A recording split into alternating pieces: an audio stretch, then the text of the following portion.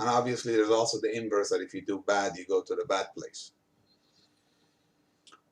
However, in the second piece of that very first verse, he says, this time I have unwrapped myself of salvation, meaning that I do not care about getting rewarded, or a concept of a reward, or a concept of anything, because my period ends at the do good period. There is nothing after that. Nothing after that means anything anyway. And then what do you do instead? This time I am all of a sudden in the path of love. What's an example of the path of love? I have said this before, I'm going to repeat it again. So this is the story of the 5-year-old who goes into the backyard, sees the bird with a broken wing, and her heart falls to the ground, and picks up that bird,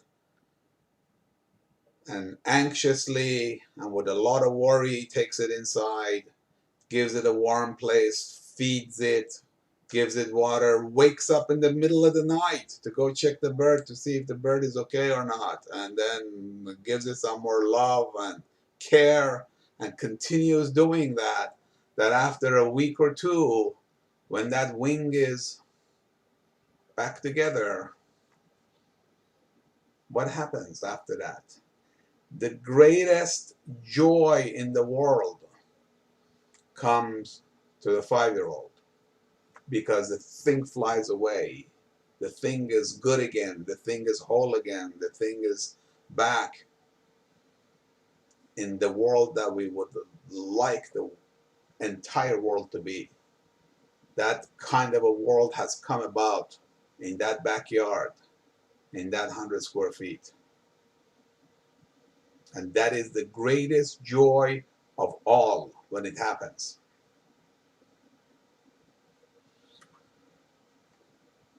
Now that you got into that picture, now all of a sudden ask yourself, did anybody promise that little girl that if you do this, I'm going to get you a doll or a toy, or I'm going to give you an Amazon card?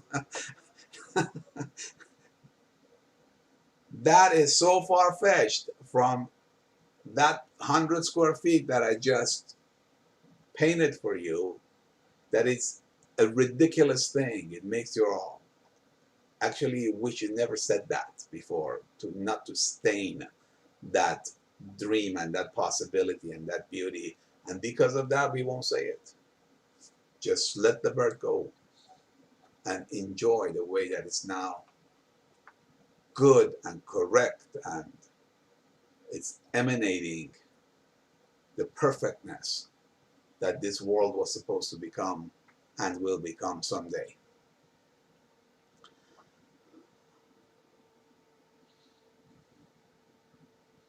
All right, I'm looking at the comments. Go ahead and comment. Let me know how that was. Does that make sense? Is it good? Do you need other examples?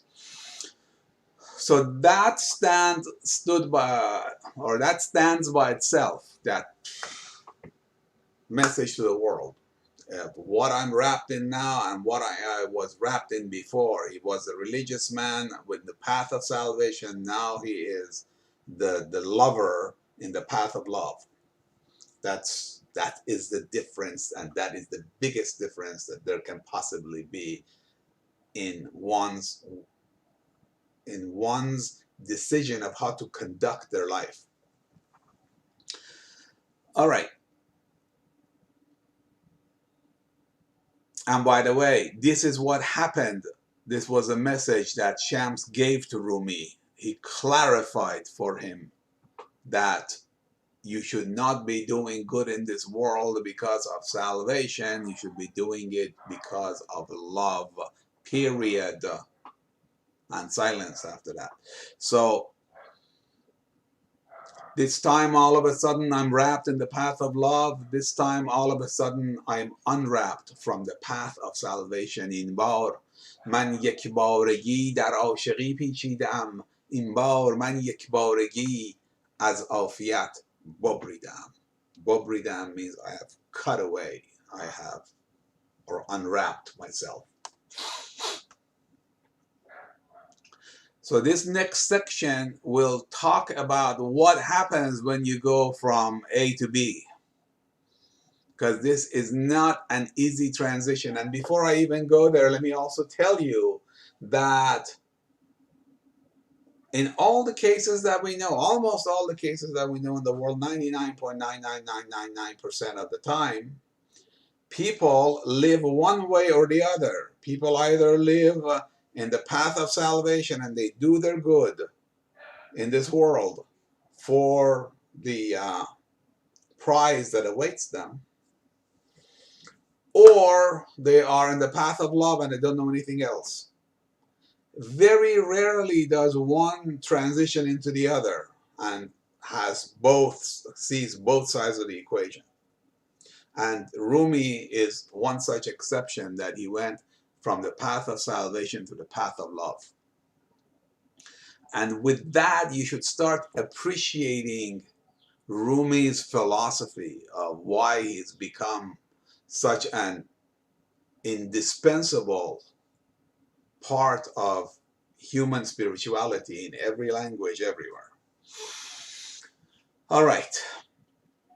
So this next section talks about what happens when you go from A to B. It's not a very easy thing to do. It's not a very pleasant thing to do, and we'll see why. دل را ز خود برکنده ام با چیز دیگر زنده ام عقل و دل و اندیشه را از بیخوبان سوزیده ام. Okay, let's go back to this beginning. In the path of salvation, and the person who lives for the path of salvation in this planet must make wise decisions in order to live. Meaning that if your heart all of a sudden says, let's do something, you say, stop, heart. Let me think about it. Does it make sense? Is it to my benefit? Is it to my children's benefit? Is it to some XYZ's benefit that I'm going to be doing this? Or no, I am doing something stupid. And then generally, if the benefit outweighs the cost, basically, then you do it, because you are, by definition, a transactional person. You're doing good here in order to get the other side of the transaction. So if you are a transactional person, you will be thinking about everything transactionally. And this other one doesn't even think. It just sees and does. Doesn't even think, doesn't even weigh, doesn't even have a balance, doesn't even care, doesn't even imagine what that is like. So the very first requirement of going to the path of love is that you have to tear your heart away and become alive with something besides that beating heart. And wisdom, affection, and thought. And affection is not the right word here. Let's put wisdom, logic. Wisdom, logic, and thought I burnt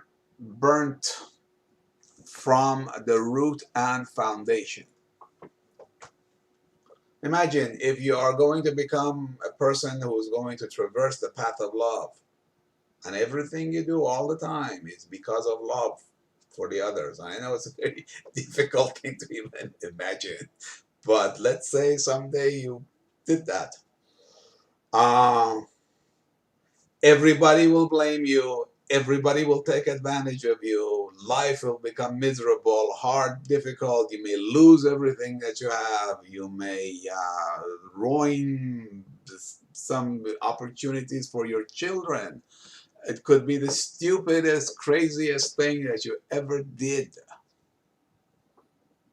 And that is why you need to take logic and wisdom and weighing and judgment and transactional thinking and burn it to the ground. That's what it's telling you. Nobody said it's easy. And only we can do some percentage of this in this lifetime, hopefully. Nobody can do that for 100%. Nobody will last to do it 100%. Then again, there have been people that have done it 100% of their life, and they do still exist. They are rare, they're a gem, they are that diamond. So, wisdom, logic, and thought I burnt from the root and foundation. And then he says, people, oh people, peopling comes not of me. Peopling is not a word in English, it's something I invented, just like Rumi invents words. ای مردمان از من نیاید مردمی. That means I cannot be an ordinary man. That I just cannot do. I cannot be an ordinary, regular crowd kind of a person anymore.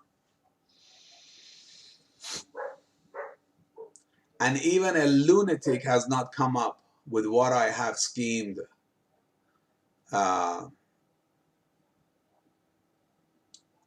in the heart. That's a heart. So what I figured out in my heart that I'm going to be doing and the way that I'm going to be living in this life, even a lunatic would not do that.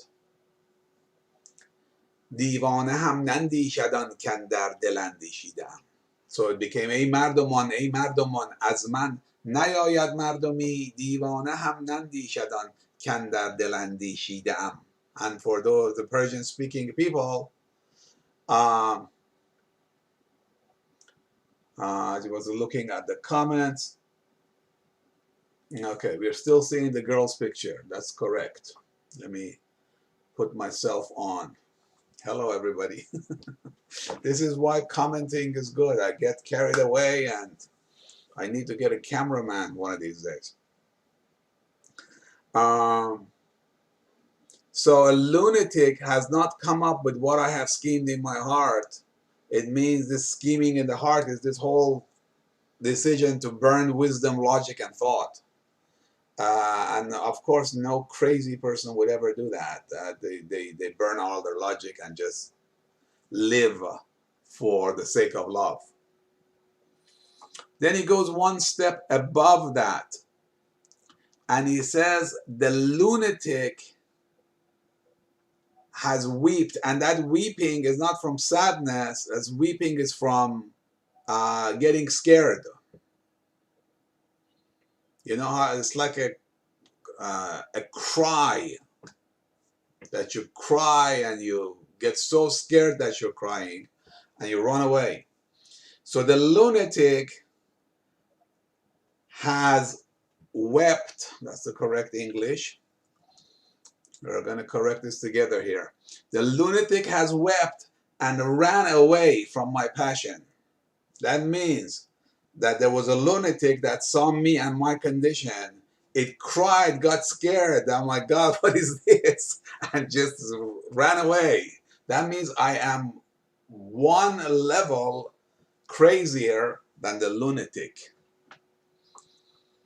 And then he says something that in Farsi it is as complex as it is in English, and this is kind of, you know, that borderline of the layers of understanding. I'm going to leave this to you to see where that takes you. He says, me and death have become like an alloy together. We have become one piece. And then because of that, I have the capability to fly in the skies of non-existence. That means I can be in the existing realm and the non-existing realm, because me and death are now one and the same. And I can also have access to that realm. So in that lunatic has wept, divane kokab richte. Kokab in Persian means stars. Kawakeb, it's like constellations and the stars. A kokabe. what is that poem by Hafez?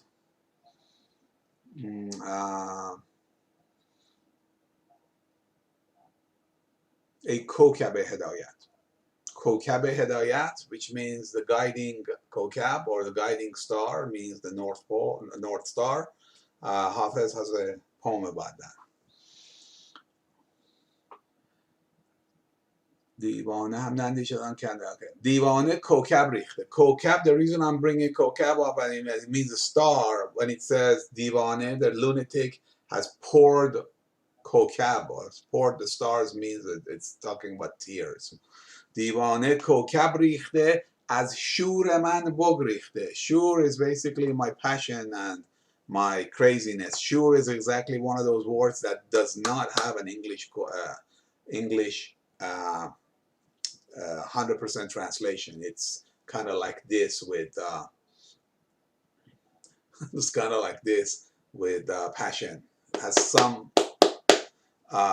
overlap, but not 100%.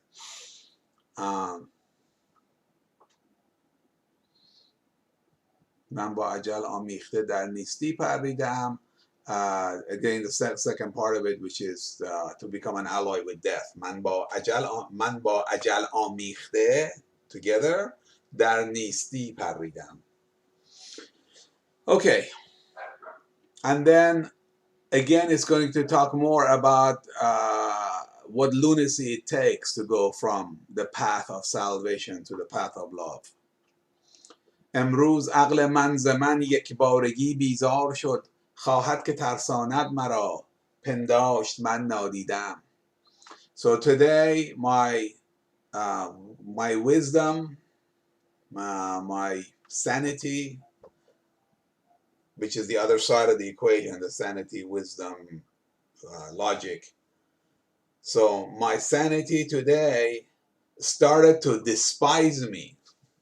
So my sanity started to despise me, meaning that it said, goodbye, I can't stand you anymore. You've gone nuts and lunatic and beyond the lunatic, obviously. So I don't like you anymore. امروز عقل من ز من یکبارگی بیزار شد. خواهد که ترساند مرا پنداشت من نادیدم. So with that is what I'm going to despise you and basically leave you. It tried to kind of like scare or like blackmail me so that I could run back.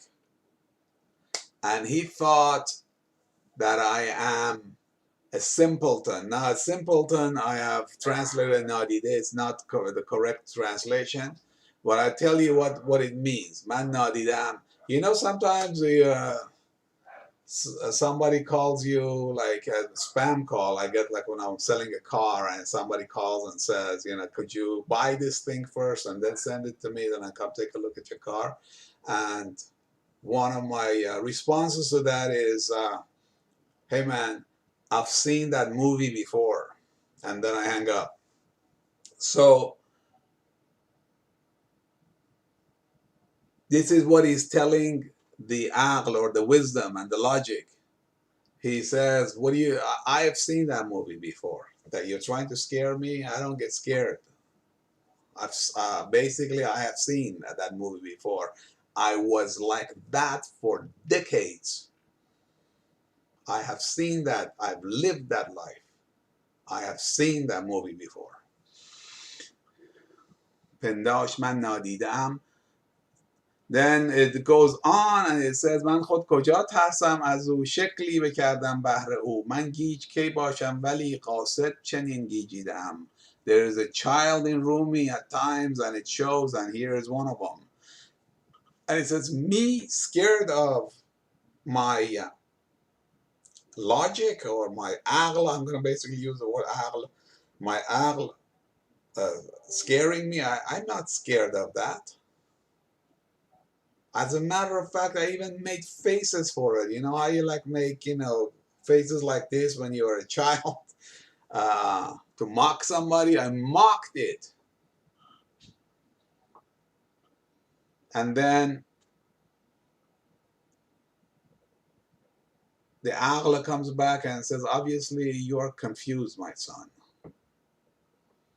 And he says, me confused? No. I have purposely decided to become this state or this confused person that you see in front of you. I have purposely decided that. It did not happen that I got drunk or I had an accident or some uh, unknown reason made me become this.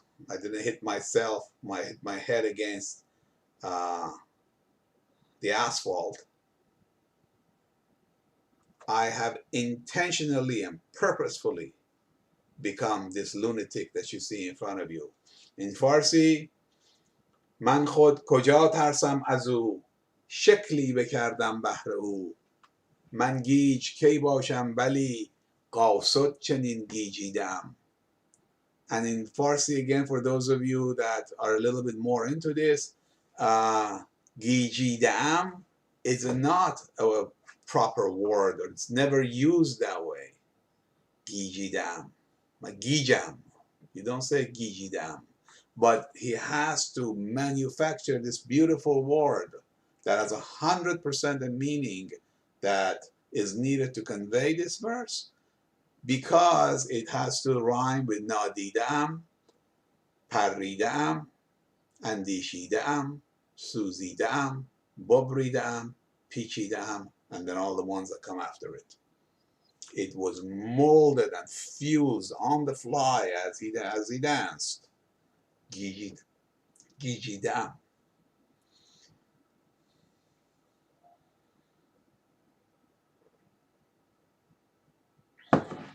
Okay, so far, by the way, I forgot to give you this. I'm going to put this in the chat box. You can open this in front of you if you want the same document.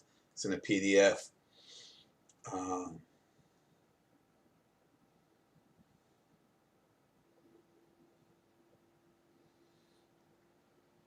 Let me do that real quick here. That is a PDF to it. Okay.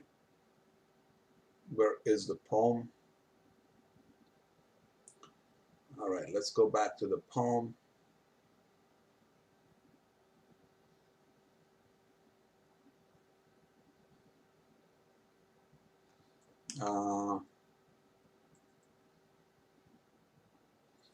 Let me see where that thing went.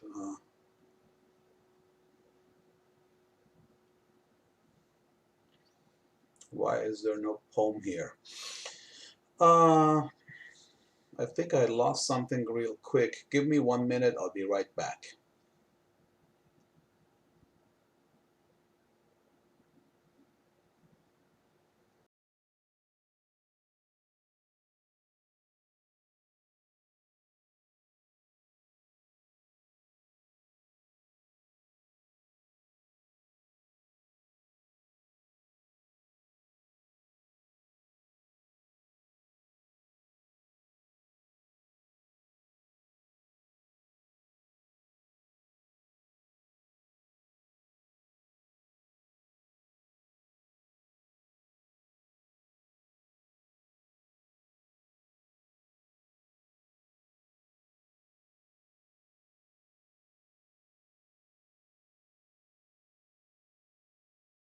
Okay, let me see if I can add that window here.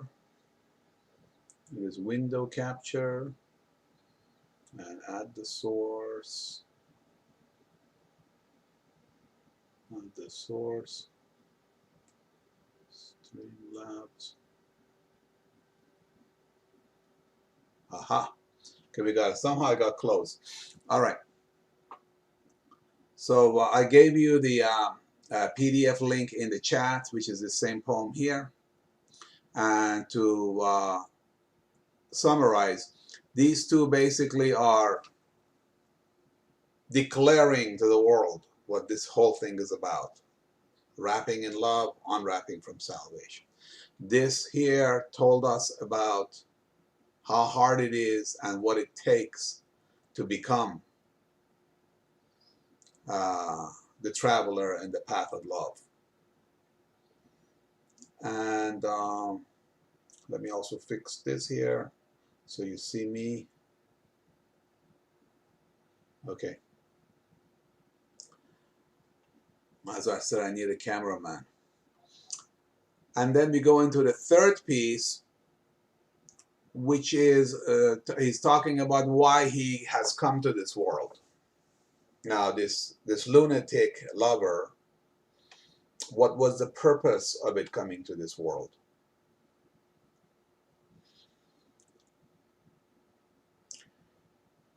It says, me for the sake of good have stayed in this prison in this world. And by this prison, he means this world. And the reason that I am here is for the sake of good. And then all of a sudden he asks himself, prison, meaning this world, prison, what prison? And then what me, who am I? What is this prison? And whose belongings did I steal to go into this prison? So it's asking itself, if I am in this prison, which is this world that we live in, and I'm not part of the infinite, whose money did I steal to come into this prison? Why am I here? Why did they arrest me and throw me in this prison? I didn't steal anybody's money. من از برای مصلحت در حبس دنیا مانده‌ام. من از برای مصلحت در حبس دنیا مانده‌ام. حبس از کجا؟ من از کجا؟ مال کرا دزدیده‌ام. And then he says, just like a child in the womb, I have grown out of blood. And he's basically saying, I am an ordinary mortal man. But humans deliver once, meaning deliver as in giving a baby or delivering a baby, or, you know, a few times or a limited number of times, not thousands of times. It says humans deliver once, but I have delivered many times. That's the reason that I am here, is to go into the path of love, understand that I'm in a prison, and then deliver after delivery after delivery. So this is, by the way, this third column here, which you see, I think, a little bit of. Oh, let me make it a little bigger. This third column, I have put like a title to each one of these sections, or yeah, thereabouts. Then in Farsi, in Persian, these four go together. This also happens in classical Persian poetry, that sometimes, remember, a bait or a verse has two pieces, two misras, ding dong. Sometimes there is 1, 2, 3, 4 together, although it is two verses, but for the meaning you have to read all four. If some of you are familiar with Khayyam and his ruba'is, they are always four, or Dobaitis are always four. Ding, ding, ding, ding. In Khayyam, first, second, and fourth rhyme, and the third one is free. Sometimes it rhymes too, but not required. And it's always like the first two are setting up the stage, the third one asks a question, and the fourth one delivers. And for those of you that are English speaking only, Khayyam is all over the place with translation, with Edward, I can't remember his last name, who translated him and brought him into the Western world in like the early 1900s. And it's available everywhere. You can even probably download a PDF somewhere. Recommend it highly. Very, very powerful messages in 1, 2, 3, 4. So these 4 go together. I'm going to read it in Farsi and digress for a couple of minutes in Farsi, and I'll come back. I promise you, do not go anywhere. میفرماید که و من این رو وقتی که توی جشن‌ها یا یه پارتی یا یه جای که واقعا خوشی و خوبی دورمون هست، در همچین حالتهای من هستم، این رو برای همه حضار من همیشه میخونم. میگه که من طرف مرغم که از چمن با اشتهای خیشتن بی دام و بی گیرنده ای اندر قفس خیزیدم. خب خیلی مرغ عجیب غریب دیوونه یه دیگه که بدون دام و بدون گیرنده خودش خود به خود رفته تو قفس. من طرف مرغم که از چمن با اشتهای خیشتن بی دام و بی گیرنده ای اندر قفس خیزیدم. که فوری میگه چرا؟ میگه دیوونه ای. من طرف مرغم که از چمن با اشتهای خیشتن بیدام و بیگیرنده ای اندر قفس خیزیدم، زیرا قفس با دوستان بهتر ز باغ و بوستان. بهر رضای یوسفان در چاه آرامیدم.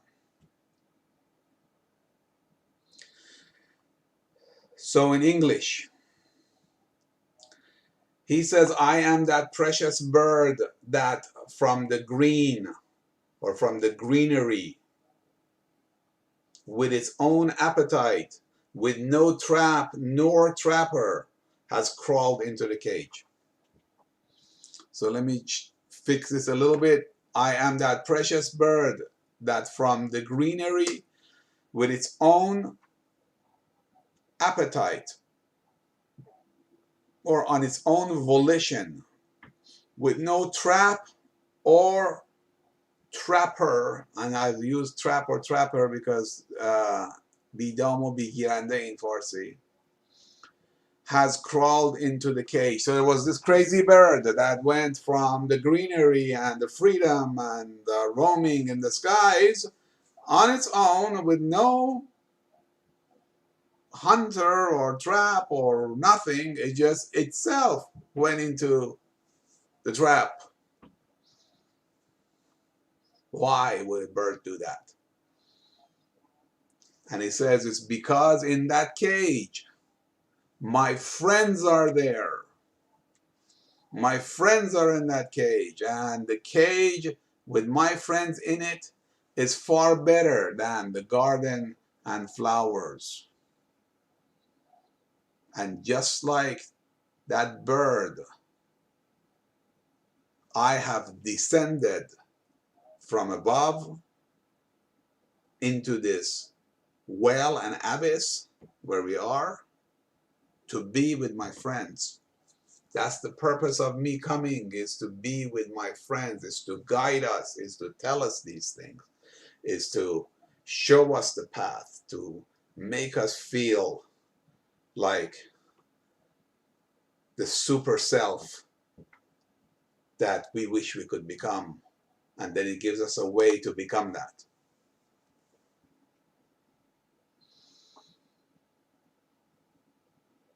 So I'll read it in English one more time. I am that precious bird that from the greenery, not green tea, greenery, and I'm going to make this with its own appetite. And it's interesting, this word appetite, because the reason that birds fall into the cage is because of the tome, the thing they put in the trap. I can't think of their name right now. The bait. It's because of the bait that basically makes the appetite start to show itself, and because of that, the bird goes in and gets trapped. But this crazy bird is with its own appetite that is doing this. It was not induced. I am that precious bird that from the greenery with its own appetite, with no trap or trapper, has crawled into the cage. And it is because that you and us are his friends in this cage, and he has come down into this abyss, into this well, to be with us. And he calls us Josephs. It's for the love of Josephs that I have descended into this world. بهر رضای یوسفان در چاه آرامیدم. This is worthwhile reading it one more time in Farsi. I hope it fell in place. Yeah, somebody gave me Edward Fitzgerald. That was the Khayyam's translator. You can read a couple of Khayyams if you have time to.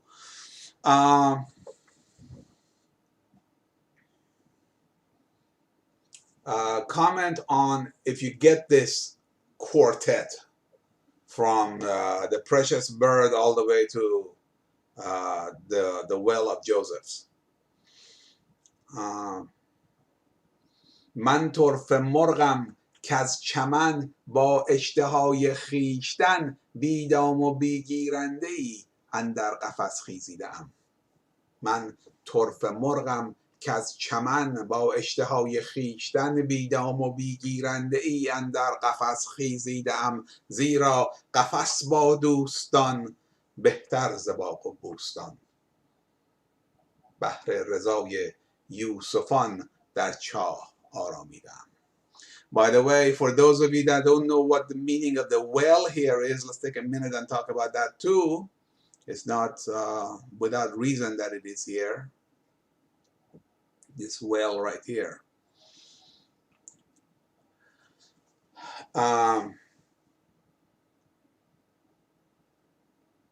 The story goes that Jacob fell in love with Rachel and went to Rachel's father to get her hand in marriage, and the father said that if you want to marry Rachel, you have to work for 7 years on the farm and the land.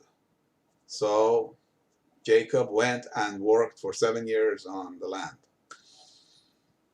And then at the night that they were going to get married, and after they got married, Jacob realized that it's not Rachel, it's the other sister that they have basically tricked him into marrying. And then he goes to the father and says, look, I said Rachel, not Rebecca. And the father says, hey, if you want Rachel, 7 more years. And Jacob says, okay. He works another 7 years and then finally marries Rachel. In that first 7 years with Rebecca, Jacob has 10 sons. And that's between Rebecca and all of the other female slaves. And then after he marries Rachel, then he has 2 sons, Joseph and Benjamin. And Joseph is the perfection in every aspect of humanity. Anybody who wishes that they were better in any way, Joseph was the ultimate end of that. And in particular, very good looking. And he was Jacob's favorite son. And because of that, the other 10 that were from a different mother always were jealous of him, and they did not like him. And one day when all the 12 go into the desert, the 10 decide to kill Joseph. And Benjamin, who is his brother, his true brother, convinces them that you should not take his blood and have his blood on your hands.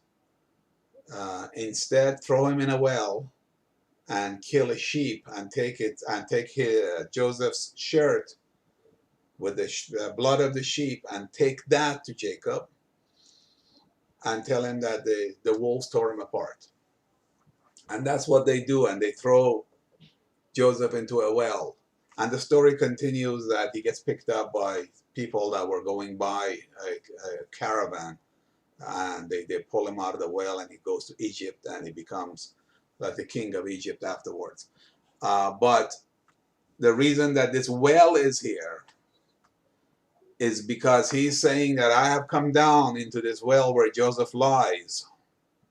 And in some ways, we are Joseph's, and we are in a well. And in some ways, these words are coming to us from up above or wherever it is, from beyond, down into the well to help us across hundreds of years and thousands of miles. These words have found us in this well.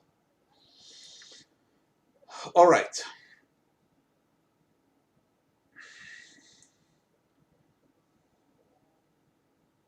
All right. I'm getting a couple of comments that we're doing okay. Great.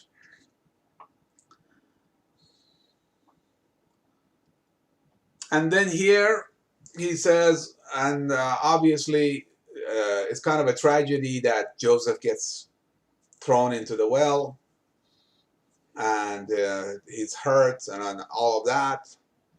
And he says, for his wound, cry not. Don't cry for Joseph. And don't even bring excuses like, what can I do about it? Or, I am helpless, or I wish I could help. None of that.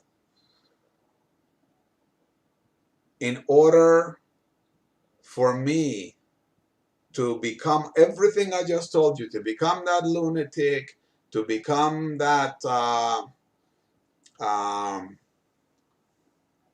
I just realized we took a section out, but we can come right back. We talked about the lunatic, the child in the womb that grew and delivered many times, all of that. And then basically becoming the savior of Joseph at the bottom of the well. And living this very tough life that every lover in the path of love faces. If you don't live a transactional life, especially in this day and age, although it is true of all the times, if you don't live a transactional life, the world will become a very hard place. You really have to sacrifice yourself for that. And that's what he did. And he calls that a calamity, a catastrophe, that this physical life, it becomes a calamity. He says, I have given 100 sweet lives so that I can buy this calamity that I just went through and told you. Not is it that I am only sorry because of the fact that I came here and did all of these things and all these difficulties came into me. I actually sacrificed my life 100 times to have the opportunity to do so. That is very heavy. And then he says that just like the caterpillar in calamity, caterpillar looks like it's in calamity when it goes through metamorphosis. It looks like it's going to die, it's going to change, and it's not going to even know itself anymore. He says, just like the caterpillar that thinks is going through calamity is going to die. No, you're going into silk. That's where you're going. And listen to the caterpillar. And as it says, it has decayed in its attire, but it has become a butterfly. That's what has happened. It did not decay, did not die. So let's go back to the Farsi. در زخم او هم یوسفه. در زخم او زاری مکن، دعوی بیماری مکن، 100 جان شیرین داده ام تا این بلا بخریدم. چون کرم پیله در بلا در اطلس و خز می روی بشنو ز کرم پیله هم کاندر قبا پوسیده‌ام نی چو باز ممتحن بردوز چشم از خویشتن مانند طاووسی نکو من دیبه ها پوشیدم. And we'll talk about what that means. So then it goes into, the old kings that had the falcons that sat on their shoulder and they used to fly the falcon. If you look at those pictures closely, they close the falcon's eyes, or and then when they fly, they restrict their vision so they can only see forward. And when they're sitting on the shoulder, their eyes are closed. He says, just like the king's falcon, and the king here is that infinite. Remember the infinite that's at the bottom of that staircase? That nameless that is on top of that staircase, although it is infinite and there is no top, but on the top, at the infinite position of the staircase, the stairway, that is the king. And you are to become the king's falcon in this life. So just like the king's falcon, look not at yourself. Do not look at yourself. Like a magnificent peacock, I have worn many stunning attires. That means that there is this peacock with this beautiful attire that it doesn't really see itself, but it is shining that to the others and to the rest of the world to make their life more beautiful. Just like the falcon, don't look at yourself, and just like the peacock, emanate beauty. All right. Any comments? Go ahead and type in the box. Let's go back and look at this piece that we missed, or that I missed. So this comes from the Mission in This World, where he was talking about, I have come into this prison on my own volition. I didn't steal anybody. Why am I in this prison? And I have delivered many times, unlike humans that delivers once. In this here, it says that he has changed forever now, going from being wrapped in love instead of being wrapped in salvation, from going from love, from salvation to love. Originally he was in salvation, now he is in love. In this transition, it has changed me forever. It talks a little bit about that. He says, as much as you want, stare at me, because you will never recognize me. Sometimes people change and you don't recognize them at all anymore, and it's true. The followers did not recognize their master after he came out of the 60-day meeting. It was unrecognizable. As much as you want, stare at me, because you will not recognize me, because from what you saw me before, I have become 100-faceted. It's like all my facets, all my adjectives have gone into their extremes. I have become happier, I have become grander, I have become more brilliant, I've become more illuminated, I've become all of that. صد صفت. چندان که خواهی در نگر در من که نشناسی مرا، زیرا از آن کم دیده ای من صد صفت گردیدم. To Farsi, sometimes they read this as زیرا از آن کم دیده ای. It is not کم دیده ای.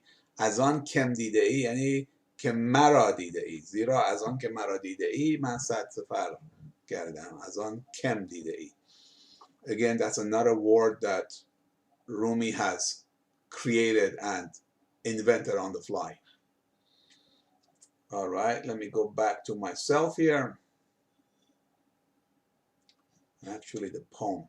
You need to remind me to go back to the poem. Sometimes I just see that I'm not on the poem. Zero. So basically, as much as you want, stare at me because you will not recognize me, because from what you saw me before, I have become 100 faceted. And that was it in Farsi. Come into my eyes and see me from those eyes. So come into my eyes and see myself from those eyes, meaning that try to become me and see the world and myself from the eyes of me, if you want to basically see who I am. Because if you look at me, you will never know that.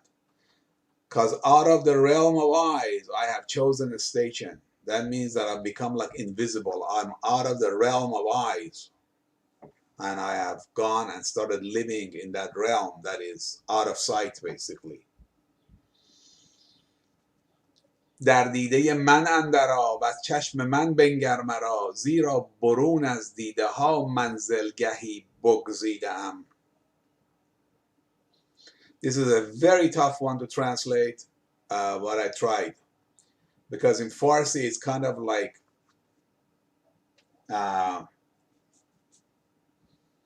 just crazy words. Crazy in a good way. میفرماید که تو مست سرخوشی، من مست بی سرخوشم.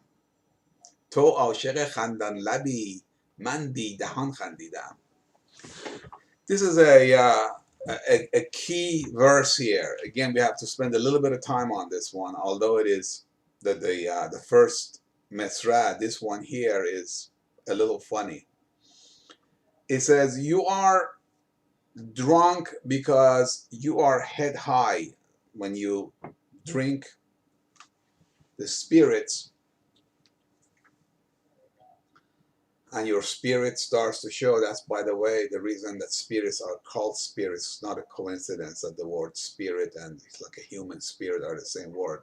It aggrandizes and magnifies your spirit.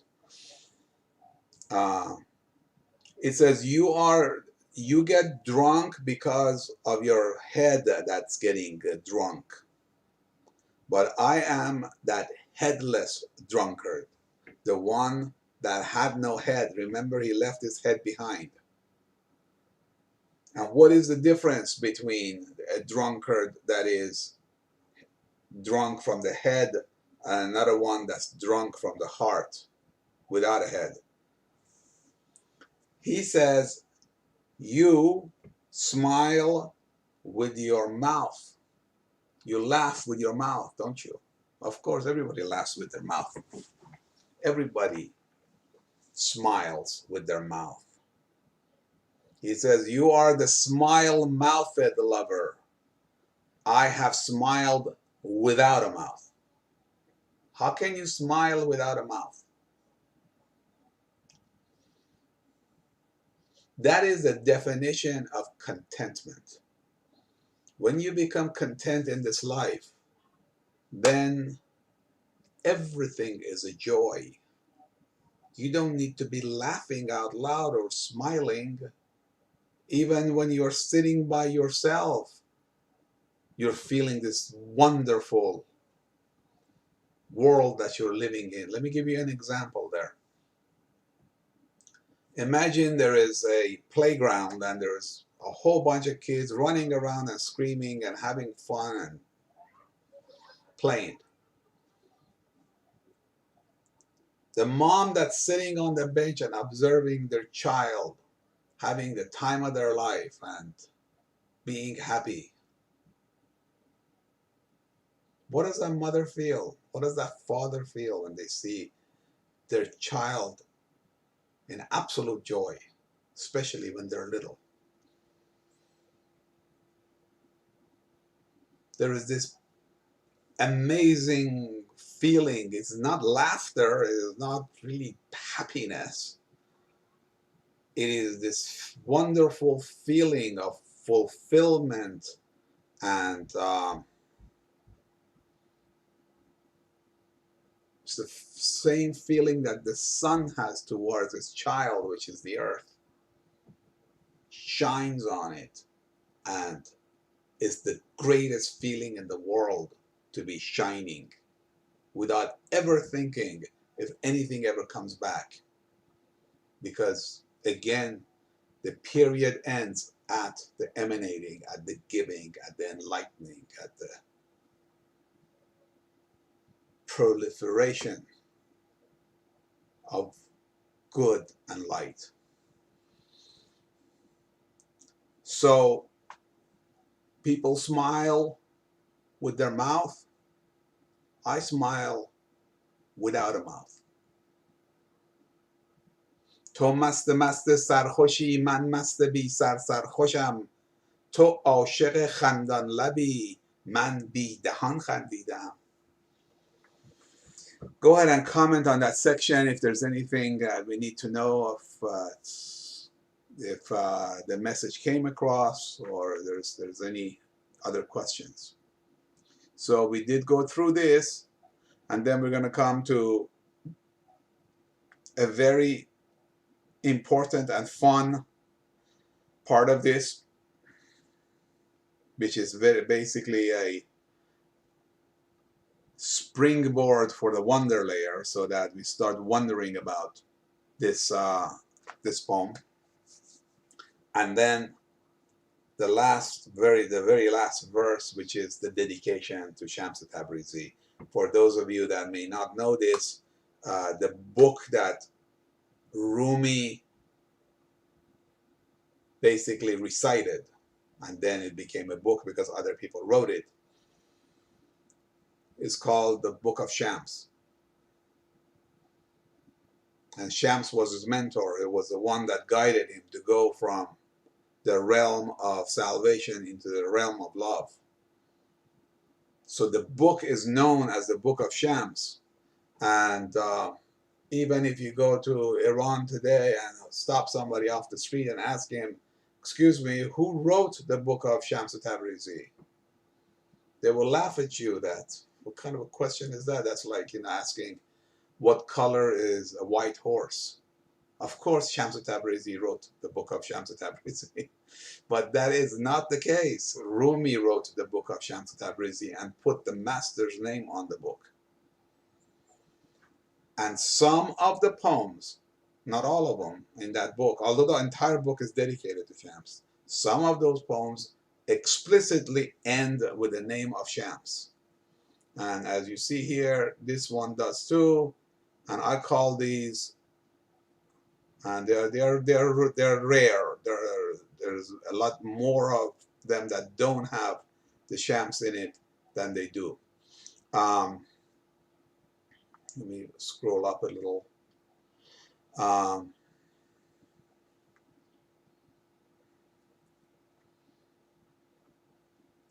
It's this one here. Anyway, you get it. All right, there. Shams Tabrizi. These I call that they have the stamp of Shams at the end. Mohr Shams. That's the way I call these poems. They are rare. And this one has the Mohr Shams on it. All right. Let's go through this one, which is kind of a sweet thing. So all of you know what halwa is, because there's all halwas all over this one. Halwa is this thing here. Hello. Let me make it a lot bigger. You get it, right? It's this is a traditional halwa, and this is Iranian halwa, and in short, they are just extremely popular and delicious desserts made of sugar. Sugar upon sugar upon sugar, and then frosting that sugar, and then putting some more sugar, sprinkling it on top. So it is the sweetest thing that can be. It's important that it is sweet in this poem.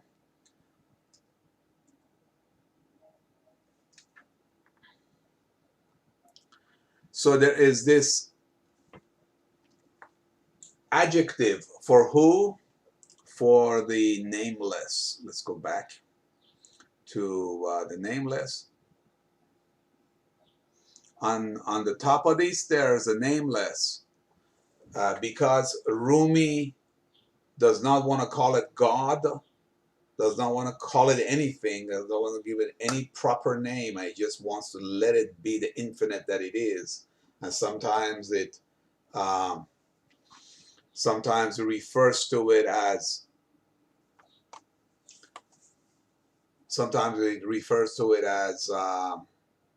on, which means that, and sometimes it's just silence after that, because you do not want to limit it by uttering a particular sound and saying this is that. This is not that. Has no name. Can't fit in anything. So another way that Rumi refers to that is with some interesting adjectives, such as Naqash Jadu. I know Layla called me today and talked to me about Naqash Jadu, or texted me about Naqash Jadu. And Naqash Jadu means the magical painter. For those of you that were on the saw me on Livecast 2, we went through the magical painter poem last time. If you really think about it and just pull back for a minute from this thing we call life and just look at it fresh with a totally blank slate, this is an amazing, crazy, unbelievable, unimaginable thing that's going on. Every aspect of it, colors, animals, clouds, sky, earth, mother, me, all of it is just unimaginable. If nobody ever thought of these things, nobody would ever imagine them. It just all of a sudden it's out there. And then Rumi calls that the infinite, the nameless, Naqash Jadu, which means the painter of all of these magics. So the magical painter is an adjective of the nameless, and it is a beautiful adjective. In here, he's also using an adjective, and that is halwa'i life. Halwa is this. What is halwa'i? Halwa'i is like the ER in English, like bake and baker. It's the one who makes the halwa. It's like the baker of halwa, or it's the halwa chef, the one that actually makes halwa, the halwa maker, maybe that's the best word. So the halwa maker of life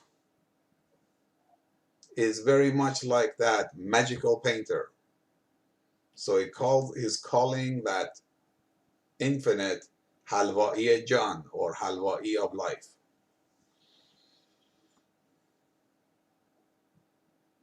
And he says, in the presence of the halwa'i of life, sweet and sweet-hearted you will become. So if you are in his presence, you will become sweet, and your heart will become sweet. Very much like when you're under the sun, you will become warm, and you will shine. So it's how to get in its presence. That's the main question. In the presence of halwa'i Jan, sweet and sweet-hearted you will become, because from the halwa of life, I have bloomed like a sugar cane. Where do you think I come from? Or where do you think I came from? I, meaning Rumi, is saying to us that the reason that I bloomed like a sugar cane out of the ground is because of the halwa, or the sweetness of life. Halwa of life was what made me bloom like a sugar cane. تو پیش حلوایی جان شیرین و شیرین جان شوی، زیرا من از حلوای جان چون نیشکر بالیدم. And let me remind you again, that these are all are rhyming. So we lost track of that. But بالیده ام پوشیده ام پوسیده ام بخریده ام آرامیده ام خیزیده ام خندیده ام بگزیده ام گردیده ام زاییده ام دزدیده ام and more. So so you got that. I basically became sweet and sweethearted because of the halwa maker, or I should say I became halwa and halwa hearted because the halwa maker of life gave me this halwa. He just keeps repeating it.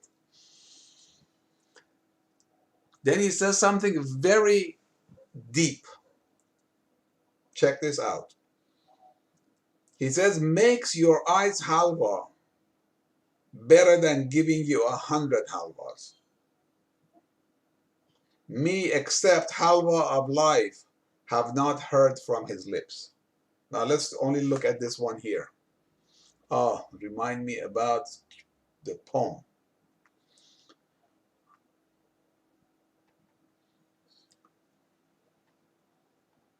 So let me make this a little bigger. Let me move myself out.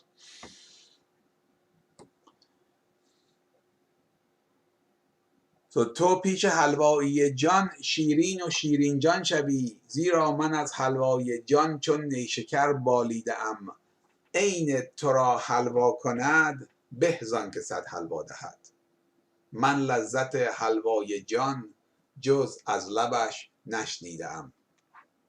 Now when we started this I said that 90% of this poem's delivery was in the very first verse, which was this. This time all of a sudden I'm wrapped in the path of love, and this time all of a sudden I'm unwrapped from the path of salvation. این بار من یکبارگی در عاشقی پیچیدم این بار من یکبارگی از عافیت ببریدم. That was and say I on the comment if you understand why that is the 90% of the meaning with everything that we've said here, is how to deviate from the path of salvation and join the path of love. Okay, so we're coming back here, and it talked about how I have bloomed like a sugar cane and how the halwai of life will make you sweet and sweethearted. And now this is a very important line here.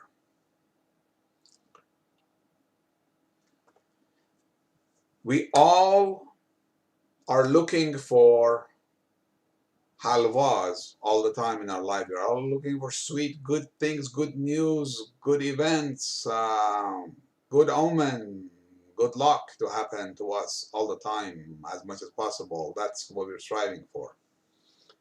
So this is telling us that, okay, the halwai John, the halwa baker, the infinite, if he gives you 100 halwas on the one side, or it actually makes your eyes made of halwa on the other side of the scale, this side that your eyes become halwa are far more valuable than 100 halwas. And I'm sure you know why, right? Because if your eyes become halwa, then your life permanently, everything you see and experience and believe and interact with will become sweet as halwa. It's seeing the world through sweetness, love, and beauty and happiness forever. That's what happens when your eye becomes halwa.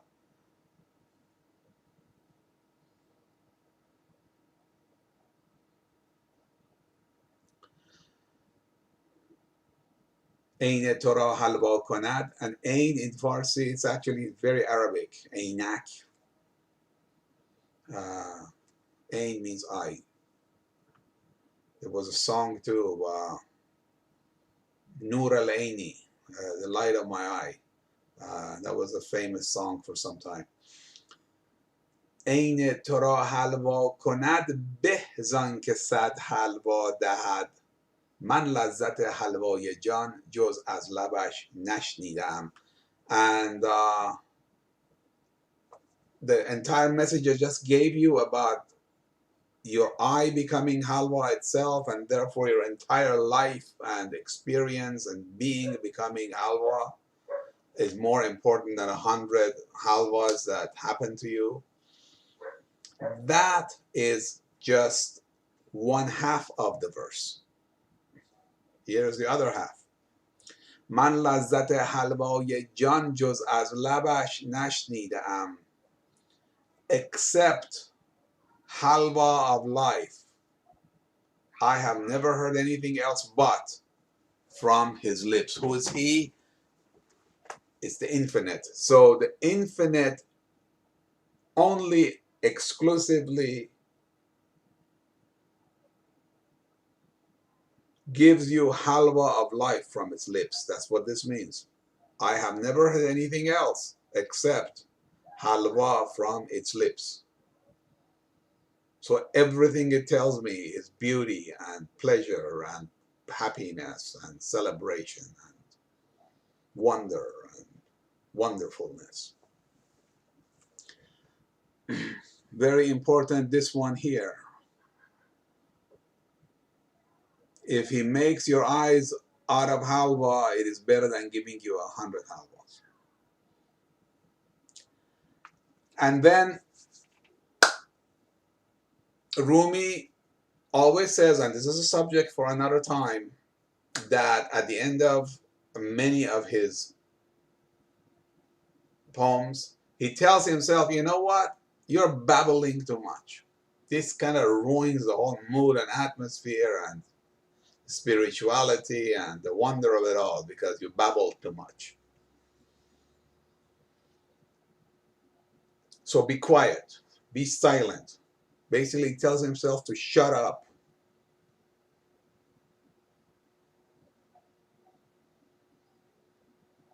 And then here he gives a beautiful example of why that is, although we all know that we want to hear a lot more about his words, not anything less. But he does bow in silence, and he says, I have said enough, and I have talked actually too much, and I should be quiet now. And then he tells himself, and be silent, because in talking, if you talk too much and you start talking, what happens?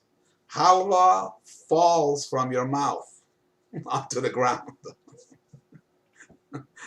That means you lose the sweetness when you talk too much.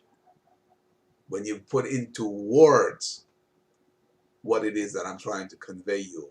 It's not the length of it, it is the transformation into words, meaning that words will never do it justice what I am telling you.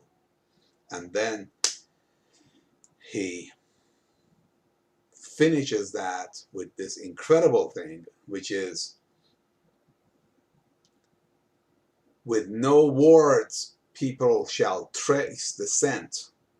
With no words, or without words, I should say, that's better. Let's fix it. Without words, people shall trace the scent from the source that I have smelt it. And think about this trace as like a dog that's following the scent. It's saying that, first of all, don't talk anymore, because this halwa is going to fall from your mouth because your mouth is open so much. It is only without words that people shall trace the scent to the source that I have smelt it. It's not from, it is to. So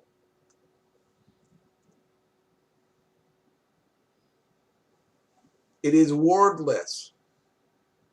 It is talkless. It does not fit in language, the recipe of how to get to that source. It is only without words that people will smell and trace the path to that halwai jan, to that naqash jadu, to that infinite, to that crown jewel of existence. Okay, time to comment, guys. Let me know if there's anything you missed so that we go back and finish it and clarify it. Other than that, we're going to go to the last verse here.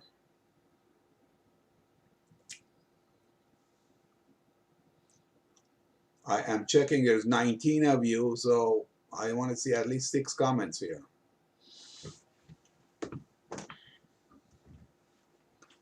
All right, there is a word in Farsi called qure. Qure is young grape.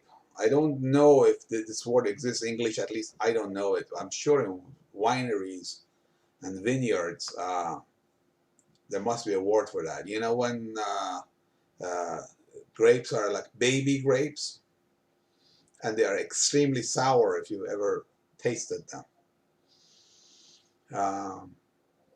There are some years that during the summer, the weather does not get hot enough for the baby grapes to become full grapes. And then autumn comes and the baby grape will wilt, decay, and fade away. And that year is a year without grapes. So the baby grape is called qure in Farsi. And qure, through the hot summer days and the sun, becomes the grape.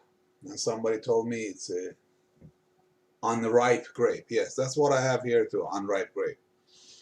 But that's not one word.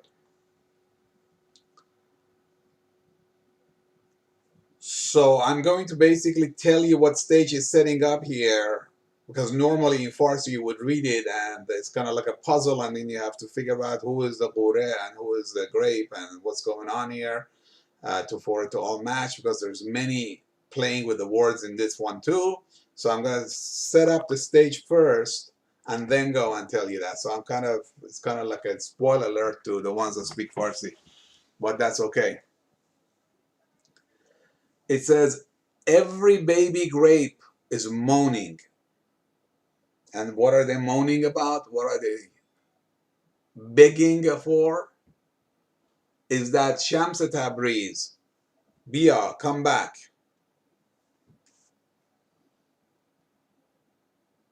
And the story is that because Shams gave this enlightenment to Rumi, who was the religious figure, and he became the dancing dervish that's talking like a lunatic right now.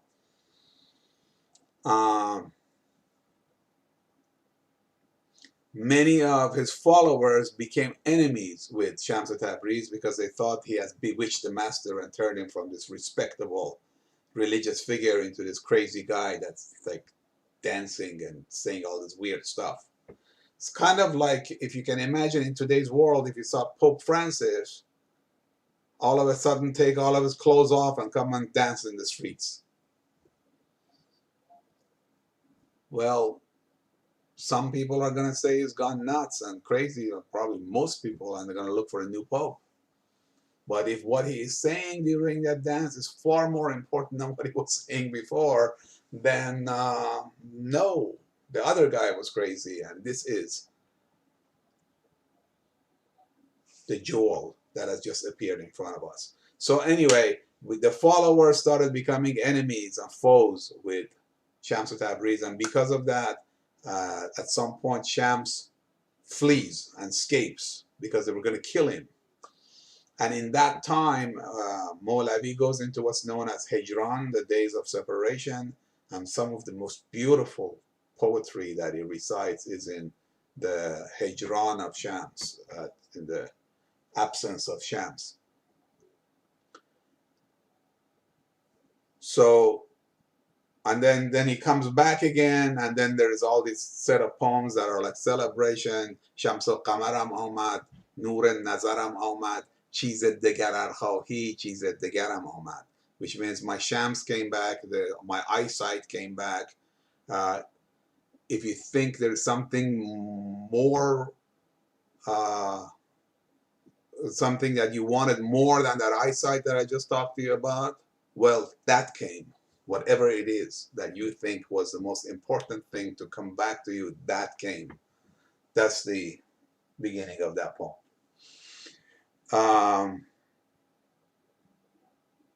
So, and then Bia in Farsi, I put that in English for you. Return. So every baby grape is moaning that Shams Tabrizi, return to me, please. And who is the baby grape? He's talking about himself being the baby grape and is asking Shams Tabrizi to return. Why is he calling himself a grape or an unripe grape? That's going to, we're going to come back to that in a second. And he says, because from immaturity and displeasure, I have wilted in myself. Because you have gone away and you are not shining on me, I have wilted in myself. Wilt, for, I'm sure all of you know what that means. A flower, after a few days, it wilts and it goes like that. So the grape also does that. The grape basically becomes like full of wrinkles and it just dies off. That's Chakazi is that, or wilted. So it's saying, and then the other piece that is missing from this puzzle is Shams. In Persian means the sun also. So the word for the sun is Shams.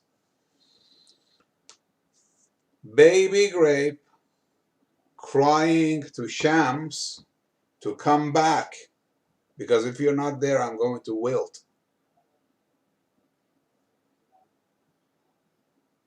I think you're starting to get it.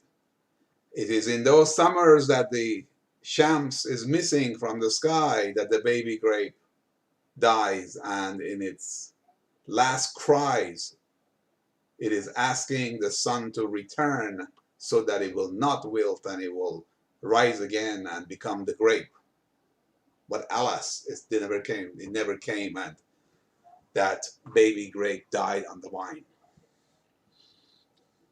Every unripe grape is moaning that Shams Tabrizi return, because from immaturity and displeasure I have wilted in myself. هر قوره‌ای نالان شده که شمس تبریزی بیا.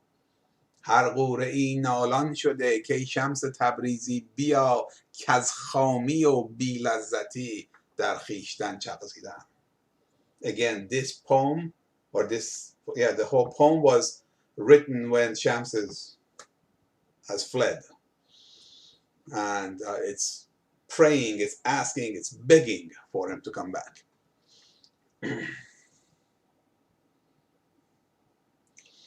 I'm reading your, I love Rumi. Thank you. Thank you, everybody, for your kind words. Okay, I think we have just enough time to read the ghazal one more time. And what I'll do is I'm going to read it in Farsi, and then I'm going to put the highlight on the English so you can follow along. And then if you have any questions, again, go ahead and ask the questions. And by the way, if you have not got an email from me, definitely sign up. I'm trying to figure out where this chat is. It's a little weird the way it works. I put it here in the chat box. No, no, ignore that. It's this one, the form. Go to the form and put your name in there so that you'll get the emails for the next live cast. All right, everybody ready? Let's go. این بار من یک بارگی در عاشقی پیچیده ام. این بار من یک بارگی از عافیت ببریدم. دل را ز خود برکنده‌ام، با چیز دیگر زنده‌ام. عقل و دل و اندیشه را از بیخوبان سوزیدم. ای مردمان ای مردمان از من نیاید مردمی. ای مردمان ای مردمان از من نیاید مردمی. دیوانه هم نندیشد آن کاندر دل اندیشیدم. دیوانه هم نندیشد آن کاندر دل اندیشیدم. دیوانه کوکب ریخته، از شور من بگریخته. من با اجل آمیخته، در نیستی پریدم. امروز عقل من ز من یکبارگی بیزار شد. خواهد که ترساند مرا، پنداشت من نادیده ام. من خود کجا ترسم از او، شکلی بکردم بهر او. من گیج کی باشم ولی قاصد چنین گیجیده ام. من از برای مصلحت در حبس دنیا مانده ام. حبس از کجا من از کجا، مال کرا دزدیده ام. مانند طفلی در شکم، من پرورش دارم ز خون. یک بار زاید آدمی، من بارها زاییده ام. چندان که خواهی در نگر در من که نشناسی مرا. چندان که خواهی در نگر در من که نشناسی مرا. زیرا از آن کم دیده ای، من صد صفت گردیده ام. در دیده من اندر آ، وز چشم من بنگر مرا. زیرا برون از دیده ها منزلگهی بگزیده ام.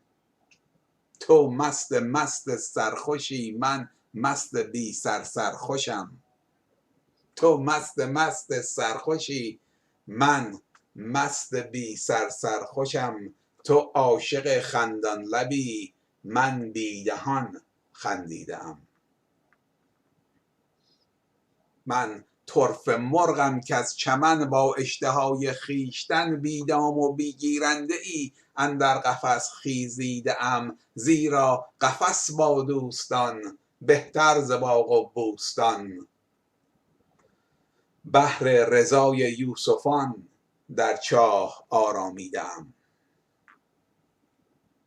در زخم اوزاری مکن دعوی بیماری مکن. 100 جان شیرین داده ام تا این بلا بخریده ام. چون کرم پیله در بلا در اطلس و خز می روی. چون کرم پیله در بلا در اطلس و خز می روی. بشنو ز کرم پیله هم کاندر قبا پوسیده ام. نی چو باز ممتحن بردوز چشم از خویشتن. مانند طاووسی نکو من دی بها پوشیده ام. تو پیش حلوایی جان شیرین و شیرین جان شوی. تو پیش حلوایی جان شیرین و شیرین جان شوی. زیرا من از حلوای جان چون نیشکر بالیده ام. عین تو را حلوا کند به زان که 100 حلوا دهد. عین تو را حلوا کند به زان که 100 حلوا دهد. من لذت حلوای جان جز از لبش نشنیده ام. خاموش کن کاندر سخن حلوا بیفتد از دهن. بی گفت مردم بو برد زان که من بویدم. هر غوره ای نالان شده کی شمس تبریزی بیا. هر غوره ای نالان شده کی شمس تبریزی بیا. کز خامی و بی لذتی در خویشتن چغزیدم. Thank you everybody for spending your Saturday afternoon with me. I hope that I was able to convey maybe a portion of what Rumi intended to convey to us all originally. Again, put in the chat box any questions you may have.